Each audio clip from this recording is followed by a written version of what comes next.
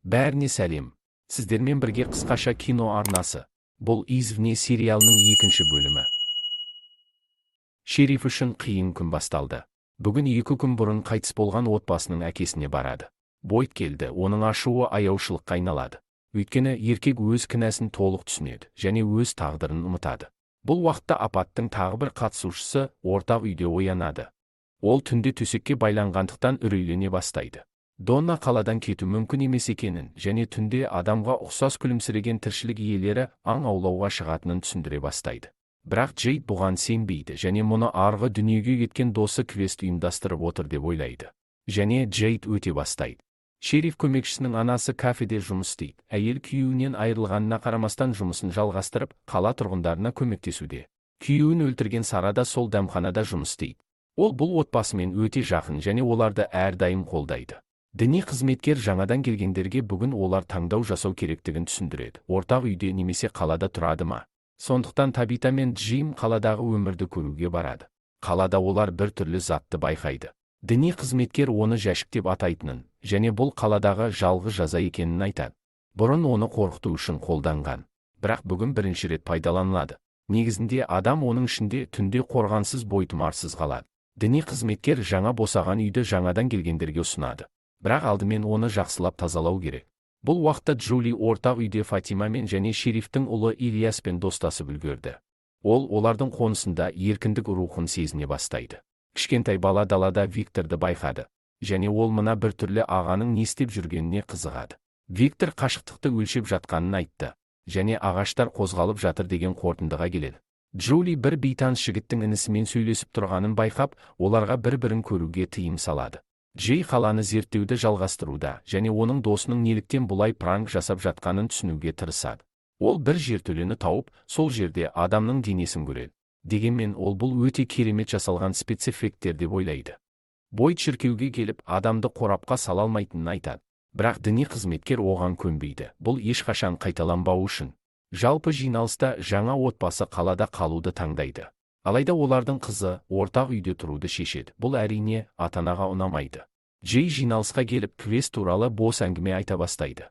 Олар бұл бос сөзді тыңдағысы келмейді. Және ол Джейге ақыры досының өлі денесін көрсетуді шешеді. Жиында шериф Бойт тұмарды сотталушыға өлім жазасын тағайындағысы келмегендіктен бергені белгілі болады. Бірақ сотталушының өзі бұл мүмкіндіктен бас тартып, отбасын сақтап қала алмағанына қатты өкінеді. Нәтижесінде кешке барлығы жәшікке жиналып, ер адамды ішіне қамайды. Күн бата салысымен жәшікке әлгі тіршілік иелері жақындай бастайды. Олар бар күшімен қабырғаларды ұрып, оларды ақыры сындырады.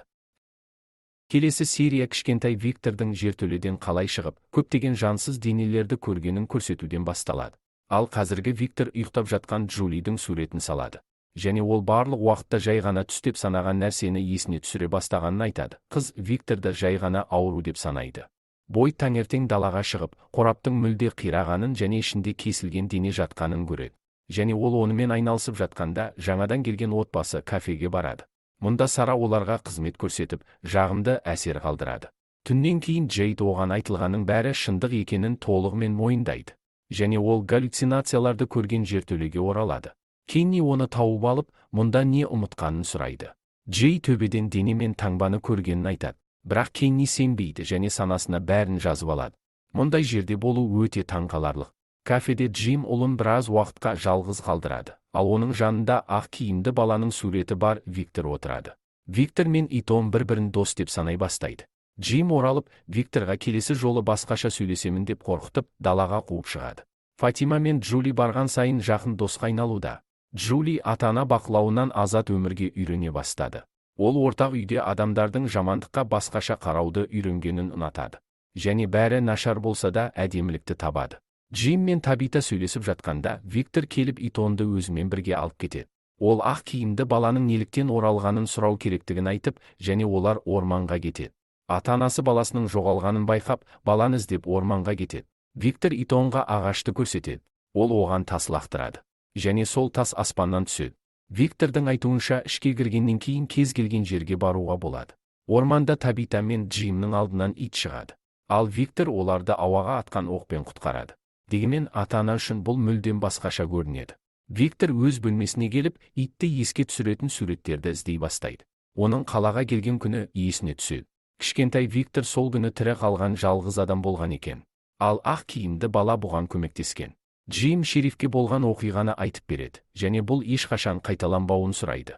Кешке қарай кафеде Сараның жағдайы нашарлап, дауыстарды ести бастайды. Ал Виктор ортақ үйдегі адамдарды қорқыта бастайды. Ол ақырында оқиғаларды анықтағысы келетін сөздермен бірнеше қабірді қазып алады. Лайк басып, арнамызға жазылып, қоңыраушаны басуды ұмытпаңыздар. Келесі видеоны ең алғаш болып көру үшін